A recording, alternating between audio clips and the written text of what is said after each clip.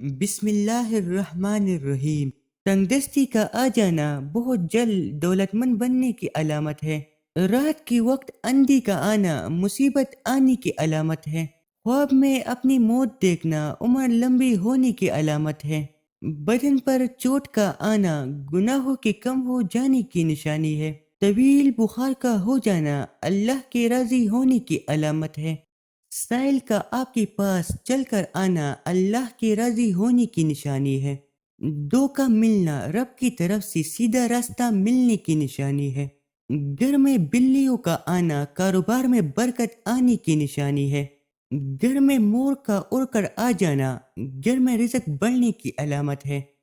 گھر میں سفید کبوتر اڑ کر آ جانا گھر میں خوشحالی آنے کی علامت ہے۔ گھر میں لال بیگ زیادہ ہو جائے تو یہ نحوست آنے کی نشانی ہے۔ گھر میں چمگادڑ گھونسلہ بنا لے تو یہ آفت آنے کی علامت ہے۔ بلا وجہ پانی کی پیاس لگنا صحت اچھی ہونے کی علامت ہے۔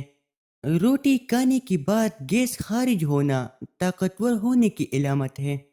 صبح سویرے پیشاب نہ آنا صحت خراب ہونے کی علامت ہے۔ آدھی رات کو شدید بھوک کا لگنا فاقہ آنے کی علامت ہے۔ آدھی رات کو پیاس کا لگنا دولت آنے کی علامت ہے۔ گھر میں بلی پاخانہ کر کے پاخانہ کو زمین میں دفن کر دے تو سمجھ جاؤ گھر میں بہت جلد خوشیاں آنے والی ہے۔ ہنستے وقت آنکھ میں آنسو آنا نرم دل والی کی نشانی ہے۔ اندھیرے سے ڈر لگنا معصوم لوگوں کی ٹھوس علامت ہے۔ روٹی کھانے کے دوران چینک کا آنا عمر لمبی ہونے کی نشانی ہے۔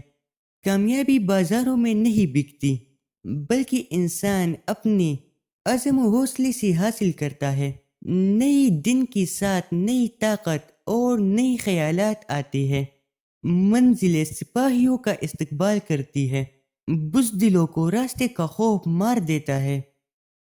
زندگی مسلسل جدوجہد کا نام ہے کیونکہ اللہ تعالیٰ ہر پرندے کو رزق دیتا ہے مگر اس کی گھونسلے میں نہیں ڈالتا۔ محنت کرنے والا اللہ کا دوست ہے۔ بہترین لقمہ وہی ہے جو اپنی محنت سے حاصل کیا گیا ہو۔ کمزور انسان گلہ کرتا ہے کہ حالات ہی ایسے تھے کہ میرے خواب چن گئے۔ بہادر انسان کہتا ہے انہی حالات نے مجھے خواب دیکھنے پر مجبور کیا تھا۔ ناکامیوں کی ڈیر میں سے کامیابی ڈھونڈ نکالنا بڑی لوگوں کی پہچان ہے۔ ہاتھی کی دانتوں کو پیس کر جلد پر لگایا کرو، جلد چمکدار ہو جائے گی۔ محنت اور برداشت کامیابی کی چابی ہے۔